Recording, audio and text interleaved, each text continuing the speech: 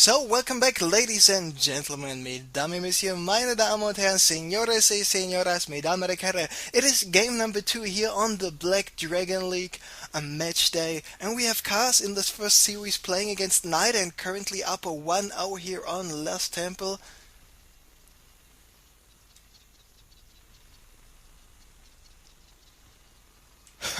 and, An interesting talk. By the way, we have Kas spawning at the 6 o'clock as the Blue Terran and the Red Protoss this time, so it looks like they two, both of these guys changed the colors. We have Nightend at the 9 o'clock.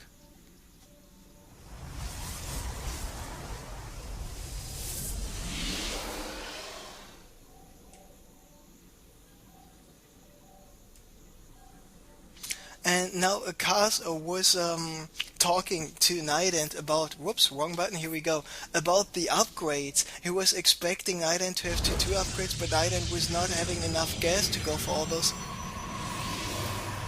upgrades. And yes, they were talking about Grubby and about MC here on the Copenhagen games. And I mean, Kaz finished second. But he's told us just right now he was very, very tired playing for 15 hours straight and then go to the finals. Of course, they will not be in the best shape. And Carr said he played really, really bad night and agreed to, yes, you actually did play bad.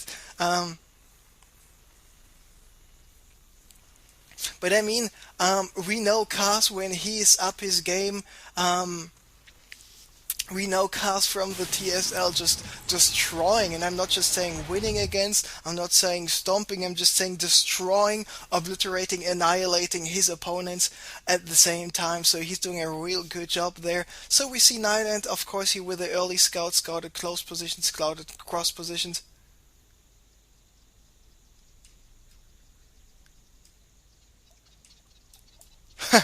And now Carr saying, even if he would be in a better position, MC would won against him, and Nightend saying he has to disagree. And to be honest, I think in his current form, Kaz is actually able to beat MC in a best of 5 series, if he's not like super tired and if he's freshened up, because I mean, I have to think quite a long time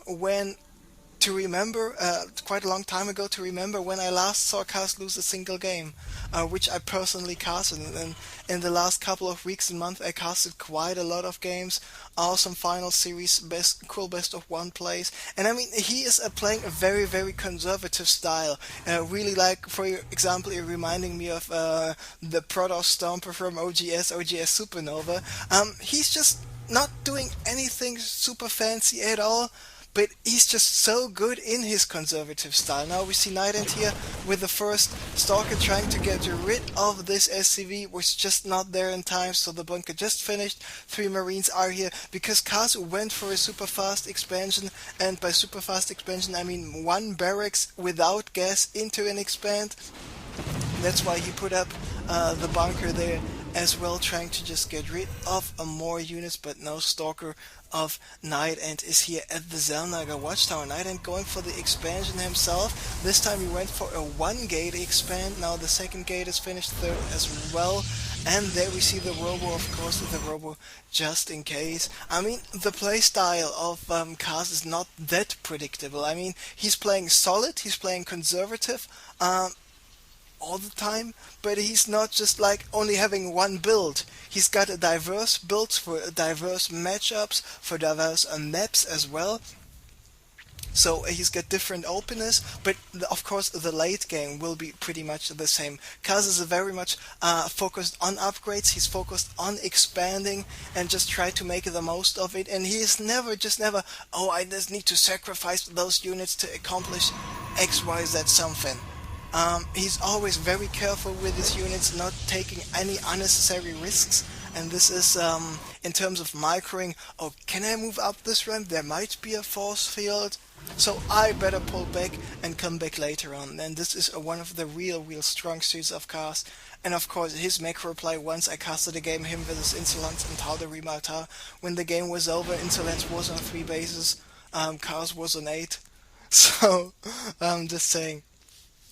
So Kaz now moving out with the Marines. Nightend needs to watch out that, yes, and he's managing it to get with the Stalker away just in time. So now with his Nexus finished, he's got the sentries here on the low ground. And remember, it is not the Shadow Temple, it is the Lost Temple. So we got the two Xel'Naga watchtowers. If you control one Xel'Naga watchtower, you get a vision for the complete ground entrance. So just control the Xel'Naga tower and you know when any ground units are coming in. So Kaz is controlling the Xel'Naga tower here in the bottom right. In the top left, same goes for Nightend right now. So, Colossus coming out because, yeah, the robotics bay just finished, so the opening will be pretty much the same here for Nightend.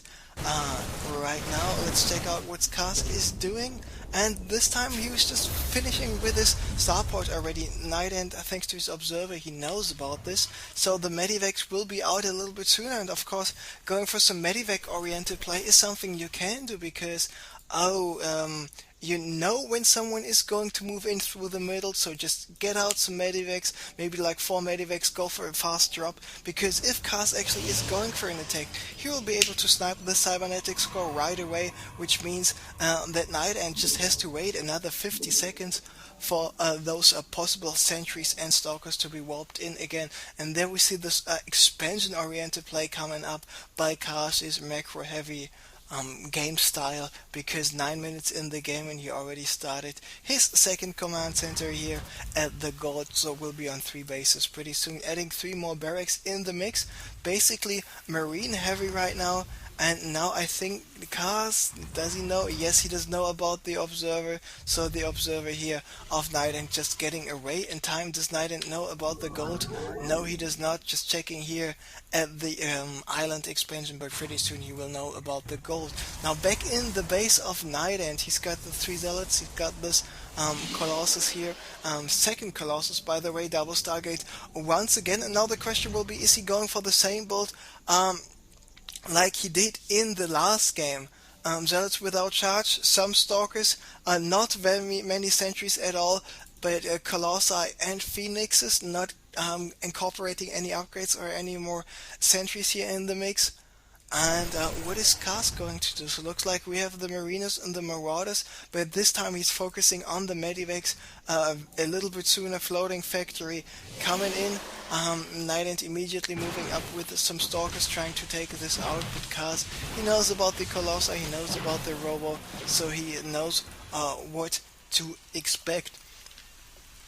So Kaz now get finished with this planetary fortress. He's not getting any refineries anytime soon, because yes, he knows he just needs to focus on the minerals to get out those marines, get out the marauders. He's got the +2.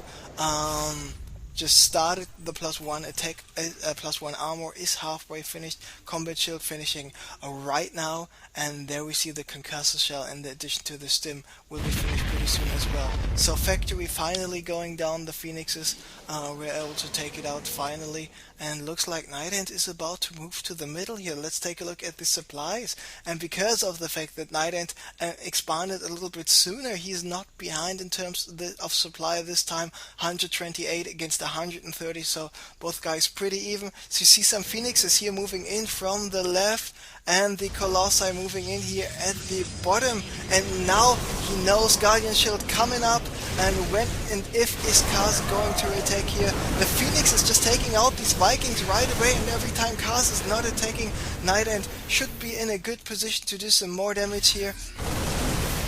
Now the Marines and the Marauders, do we see any force fields? No, but we see a Guardian Shield, which I like pretty much. And now Kaz is trying to stay out of the range of Nightend. Perfect force field here, and destroying more and more of those units. And Kaz was just completely catched off guard by those forces. He was able to just lift up some more units. Maybe he wants to go for some sort of desperation counter drop.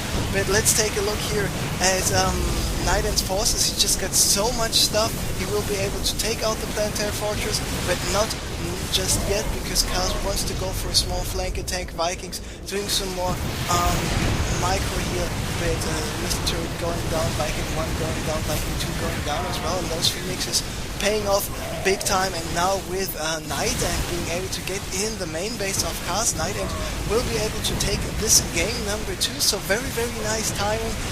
Kas most likely was not expecting an attack here out of Nightend, and now he's in the main base.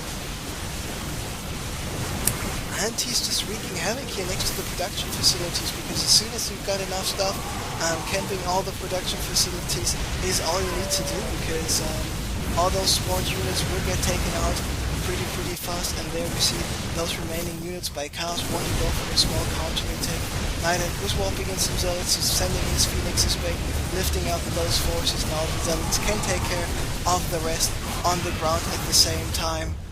Just Nightend is ripping apart everything else, and we should see a GG here any minute now. And I personally thought Kas was just 2-0ing Nightend here, but thanks to Nightend, he showed us some really great game number 2, tying up the series 1-1. So we will have an ace match here, and the ace match will be played on Zelnaga Kevin's GG is called. And I'm really glad that both, like I said, Kas and Nightend are playing in my own tournament next Tuesday as well. There will be 4 best of 5 shown. It is Dark Force against Kas, it is Nurture against Nightend, it is Steigle against Morrow, and it is Tarzan against White freaking Ra.